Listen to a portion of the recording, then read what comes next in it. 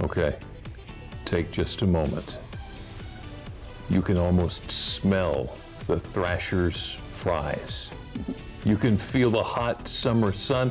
You can hear the joyful sounds of kids playing in the sand. Oh, yes, you can. The Ocean City Boardwalk Place hosts to millions of visitors each summer.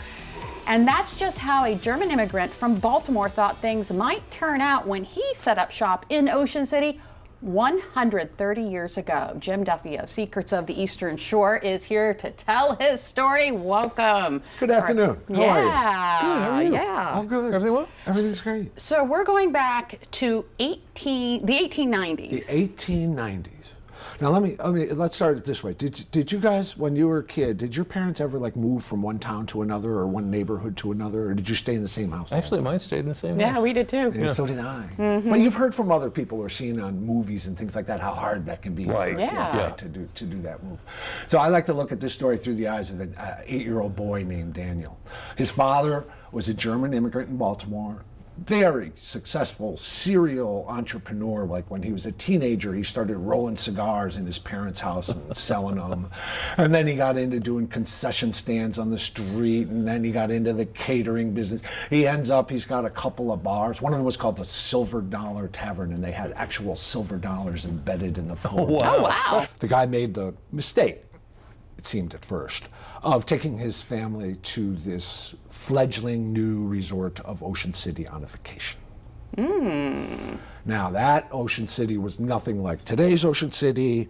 A handful, 3, 4 hotels in the 1890s, wow. and some fishing families living there, and they're trying to kind of just get started building it up. Something about this place, he got the fever, and he decided, we're going to throw aside all those businesses in Baltimore, and we're going to move to Ocean City. So they packed up and moved to Ocean They City. packed up. So this 8-year-old kid gets on a steamship, right? It's the middle of winter. The bay is iced over so much that when they get to Kent Island, the steamship can't actually reach the landing. So they all have to climb off of the steamship. I imagine the steamship employees are like walking gingerly on the ice in front of them. On the ice? They're all like carrying their belongings. This poor 8-year-old kid has a box in his hands. It's got a brand new puppy in it while he's carrying it.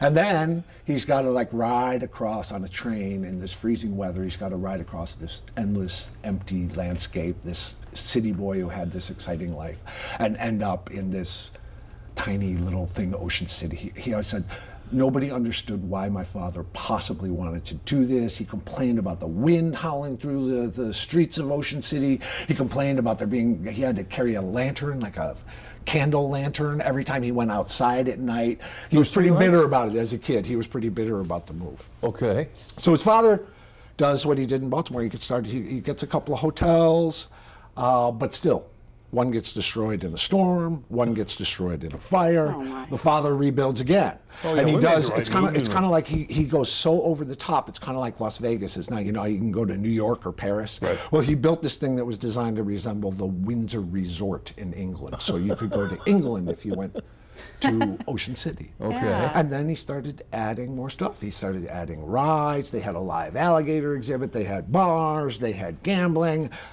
His name was Daniel Trimper of Trimper Rides. So this was that the was the father, beginning. and that was the beginning of Trimper Rides, and it ranks as the oldest family-owned amusement park in the country and possibly the world. There's a little debate among historians about whether it's the oldest in the world or not, but it's certainly the oldest in the country.